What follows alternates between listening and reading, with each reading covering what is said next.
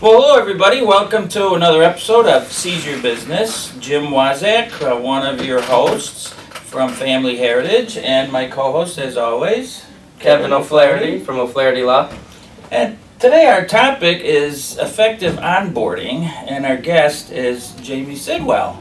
So, Jamie, why don't you just tell us a little bit of an overview of what you do, and then we'll dive into our topic. Okay. Well, what I do is recruiting for manufacturing and distribution, mostly supply chain positions, but those supply chain positions sometimes turn into engineering and customer service and sales, and they go in all directions. But I've been doing that for about 20 years, and I also do executive coaching and training for like leaders, for high potential employees and people moving to the next step. Okay, super. So, you know, this notion of onboarding, I hear a lot of people talking about getting the right people, or they can't find the right people, but I see a lot of times where they get the right people and then they discourage them by not having an effective onboarding system. What would be some of the things you'd encourage people to think about when they're bringing on a new employee and the most effective way to get them into the flow? Well, onboarding is kind of a trendy term that everybody started using, but companies, some companies are good at it and some companies don't really even understand what onboarding is. When the employee comes in, they want to understand the lay of the land, who they report to, who they get resources from, and things like that. And they are looking for information as far as, you know, just the lay of the building. If I get stuck with something, who am I looking to talk to? Who would I ask questions if my boss is out of town?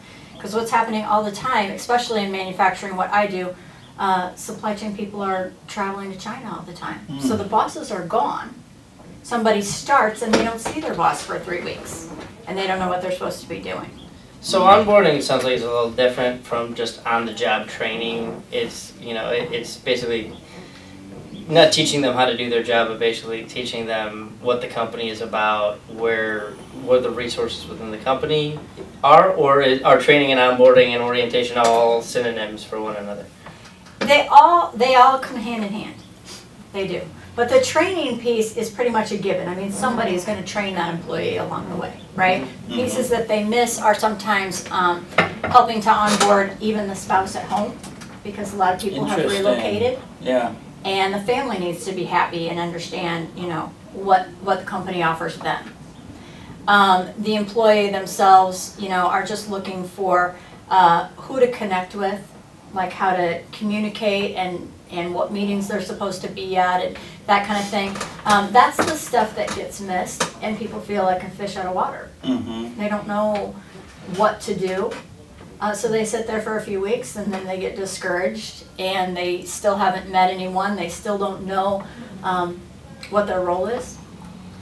They've been trained a tad, but you know, they could take on a lot more. No one's really watching that workload. So how do you monitor a workload of a new employee? What are some good systems that you can recommend to people to put in place? I personally recommend when you're onboarding a new employee that you have a team of people doing it, not just one manager. And that team of people would be like made up of a peer, their direct manager, probably their director over that manager. And all of those people are monitoring, like one might be monitoring the day-to-day tactical. Somebody else might be monitoring, are they reaching objectives? You know, somebody else from HR, there should be a person from HR in this group. And human resources would be, you know, walking through the benefits and making sure they understand what the company has to offer. If there's, you know, an exercise room or something added that they can use.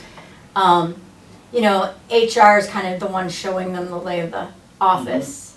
And then the person over, the director over the hiring manager would just be somebody there for vision.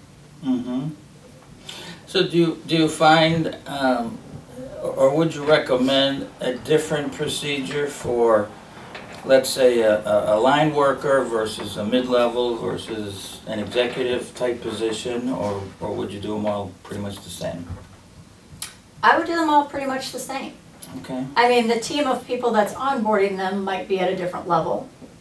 Obviously be different, you know, a different group of people, but I would give them all a team, you know, with select individuals to do a different part, and then everybody's kind of watching that. And if they see somebody who's like, you know, not communicating, not settling in, you know, there's more than just one person that might take note of that. So what we do at our office is we have an orientation checklist that basically one day I just created it and it links to a bunch of other documents that, you know, we're supposed to go through, but we like everyone else are pretty terrible at onboarding. And well, at least you're honest about it. Yeah, it's always been one of our weaknesses is, you know, when we get a new employee, not just throwing them into the fire and letting them, you know, kind of get the lay of the land. And the struggle we have is that everyone, usually when you're transitioning into a new employee, it's either because you're growing or somebody important left, so everyone's already like compensating and they don't have the time. No one feels like they have the time to spend a lot of time really focusing on, even if we have a good system, running that system and taking the time to train the new employee. So have you encountered that problem before, and do you have any fixes for it, I suppose? That's like the loaded question, right? I encounter that all the time because everybody's running so lean, right? I mean, nobody has time to do this, and hiring is kind of an afterthought. Onboarding is an afterthought. No. But I would encourage them to really slow down and take the time, because the time to rehire, you know, the loss in losing somebody that you've hired, both financially as well as just the time commitment, is huge. Is huge. And so, again, if you assign a team, it's not one burden for one person.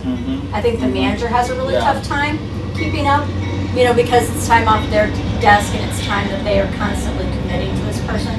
But if it's a team, they might not have to see this person or spend direct one-on-one time more than, you know, once a week or once every 2 weeks. So it's not that big of a time drain. The other thing is from the incoming employee side that I see all the time, they complain that they get there, they're making calls to try to do their job, but no one knows who they are. I mean, they haven't really been announced. Like, hey, you know, Jim is coming in and this is his official role and this is why he's doing these things. And so, you know, they don't have any leverage. People are like, who are you? What's going on? So just that announcement and people coming in to say hello to them, like all of the peers and all of the management staff coming and saying hello and hey, if you need anything, give me a call. I work at the corner desk, that kind of thing, just so that they know where to go and who might be available.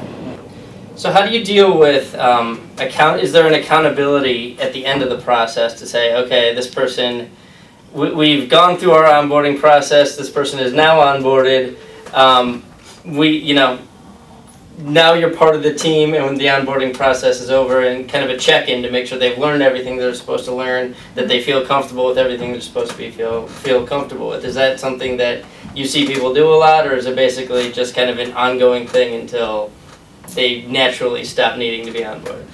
The truth of the matter that I see is people get onboarded somewhere from 1 day to a week and a half, and then it just falls off. Right? Most companies don't do it long term. Sure. My suggestion to be successful is that you have like a 30, 60, 90, and then a 6-month plan. You know, and that at 30 days you're checking in to feel like if they've got the pieces that they need. Then at 60 days again, you know, conversation between the hiring manager and the employee or maybe the team. And again at 90 days and then at 6 months, just to make sure that they really truly are fitting in and they're feeling like the job is as it was described to them, because that happens too, that it does, you know, it's a little bit different twist.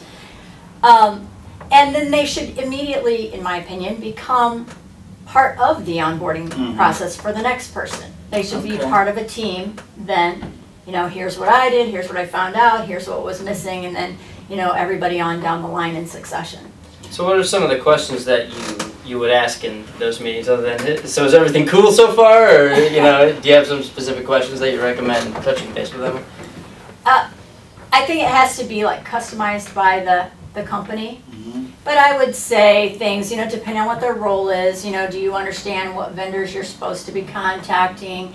Are you understanding the computer systems? What kinds of questions do you have about the computer system? Are you feeling connected to the team?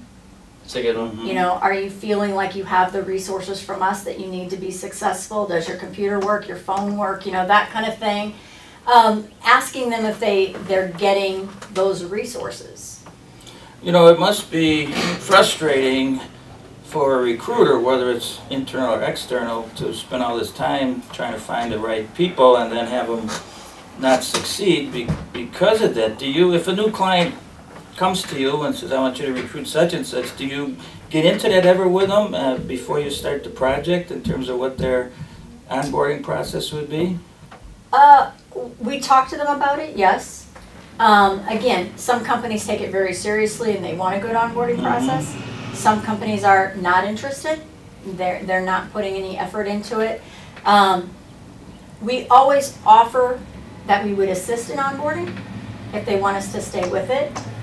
If not, as recruiters, our job is really to bring them the right person that can do the job that is set up, and then once they get in-house, we don't have any control unless they hire us to onboard. So if someone would like to reach out to you for either executive coaching or for recruiting, how can they reach you? Number and all of that? Yeah. However you would like to. If smoke signals are the way. Promote yourself however you'd like to. Yeah. No, absolutely. Somebody can contact me. My business name is Progressive Link, and we're out of Naperville, downtown Naperville, 552 South Washington Street. The number is 630-548-4751, and we are there Monday through Friday, 8 to 5. My email as well is sidwell@progressivelink. Kevin, how about you? If somebody needs legal advice or wants to talk to you? Sure, so you can call me at 630-324-6666. That's 630-324-6666. We do initial consultations for free, and we practice almost every area of law, and we really care about our clients, so please feel free to give me a call. Jim, how about yourself? Yeah, he's a good guy.